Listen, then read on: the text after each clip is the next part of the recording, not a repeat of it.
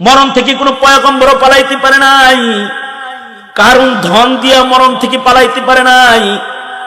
সাদ্দাত, নমরুদ, ফেরাউন তাদের ক্ষমতার চেয়ারের বাহাদুরি দিয়া মরণ থেকে পালাইতে পারেনি।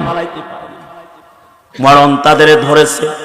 কোন নবী তার নবুয়তের সুসম্পর্কের দ্বারা আল্লাহর কাছ থেকে মরণের হাত থেকে রেহাই পায় নাই।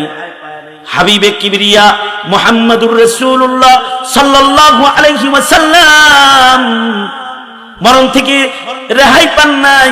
নবীজিরও মরণ হইছে। আল্লাহর রাসূলের দরজায় আজরাইল এসে দাঁড়ায় গেছে। দরজার ভেতরে আজরাইল খটখটাইতেছে। আজরাইলের জীবনের একমাত্র রূহ কবজ দৃশ্য হলো দরজা দিয়ে প্রবেশ করার। সেটা হলো আমার নবী বিশ্ব নবীর রূহ কবজ করতে আজরাইল জানলা দিয়ে ঢুকে নাই, বন্ধ দরজায় ঢুকে নাই।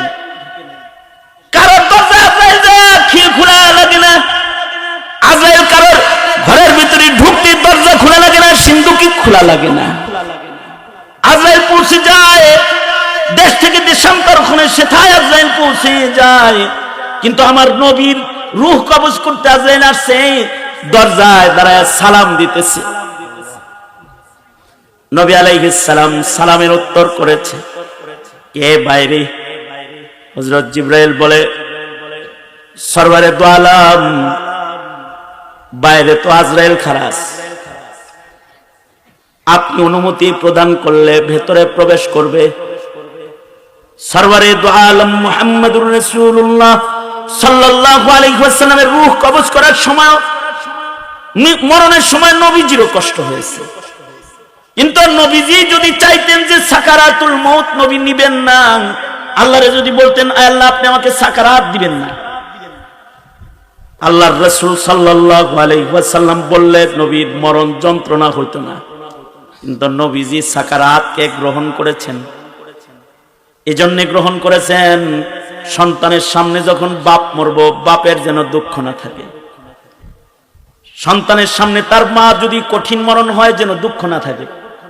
নবীজি উম্মতের মরণের সময়ের কষ্টের দুঃখ দূর করতে নিজে মরণ যন্ত্রণাকেও আল্লাহর রাসূল বরণ করছেন।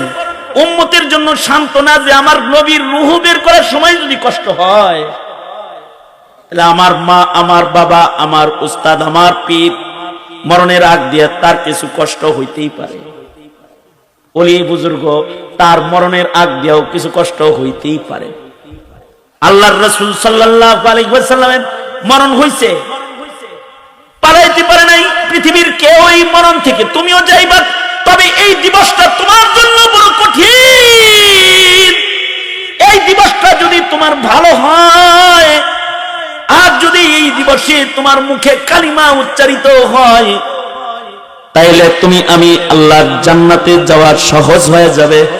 কারণ মরণ যার ভালো, হাসর তার ভালো, জান্নাত তার ভালো, হিসাব তার ভালো।